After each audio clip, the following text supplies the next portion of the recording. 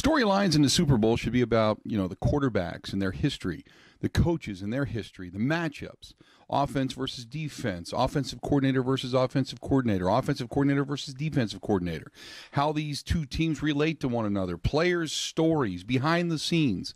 It shouldn't be about whether or not one team cheated to get there. And unfortunately, that's what we're talking about. Bill Belichick went before the media today and told the world, it wasn't me. He left the window wide open and the finger squarely pointed at his quarterback, Tom Brady, who then went to the podium a few hours later and danced poorly. Tom Brady said, hey, look, the ball at 12.5 pounds feels great in my hand. It's perfect. So he, of all people, a quarterback that has thrown the same ball with the same inflation for years and years in the NFL, why wouldn't he have known that the ball felt different? It's clear that most of us believe that Tom Brady isn't telling the truth. We'll have to wait and see.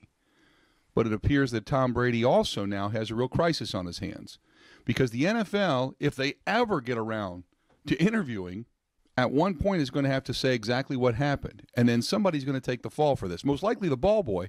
But at some point, the ball boy is then going to be interviewed, and he's going to have to say who told you to do that, and he's going to have to tell who told him to do it. That is, unless he's getting a big payday. Somebody's going to write him a check, just say, hey, keep your mouth shut there, kid. I'll take care of you. What's a million between friends, right? It clearly appears that Tom Brady has done this, or at least public opinion believes that Tom Brady has done this. Now, here's the question. I know the NFL said they were investigating this. Why have they not interviewed Tom Brady? Is this, again, just a poorly handled investigation by an inept regime under Roger Goodell? Roger Goodell has been pathetic when it comes to stuff like this. I guess the next time he goes to dinner at Robert Kraft's house, he might get around to mentioning it to Robert Kraft and say, hey, Robert, can I talk to your quarterback at some time? Robert Kraft, remember, was also the owner that came out fully in support of Roger Goodell after he botched the Ray Rice investigation. Maybe this is a little bit of payback to say, hey, I took care of you, you take care of me. If it does come out that Tom Brady did this, he should miss the Super Bowl, because it's not whether or not the Patriots blew out the Colts.